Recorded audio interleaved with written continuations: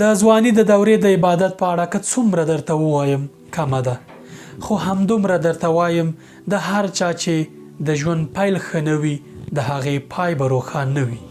هغه ځوان چې زړه یې له جومات سره تړلی وي، له ناروا ځان ساتي، نامحرمو ښځو ته له کتلو ډډه کوي، علم کوي، تل نیک عملونه کوي، خپلې سترګې، لاسونه، غوږونه او د بدن نور غړي له ناروا ساتي، د دوی پایله روښانه ده. الله تعالی ته لوی منزلت لري. د ګناه د پرېښودو او د نیکو عملونو د ترسره کولو لپاره که په قرآن کریم کې همدا یو آیات وایي بس و چې زړه پرې ډاډه کړئ. ام حسب الذين اجترحوا السيئات ان نجعلهم كالذين آمنوا وعملوا الصالحات سواء محياهم ومماتهم ساء ما يحكمون. آیا هغه کسان چې ګناه کوي داسې انګیري چې دوی به له هغو کسانو سره چې نیک عملونه کوي موږ برابروو؟ د دوی مرګ او ژوند به یو شان وي؟ ډیره بده فیصله ده چې دوی کوي.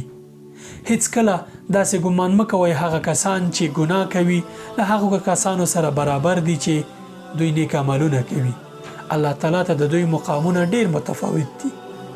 ځمکه او اسمان فرق لري. په الله تعالی درته قسم کوم ټریلیونونه وارې یقیني خبره ده د دې دنیا له منځه تګ الله تعالی ته تر دې ډیر اسانه دی چې خپله وعده دې پوره نه کړي.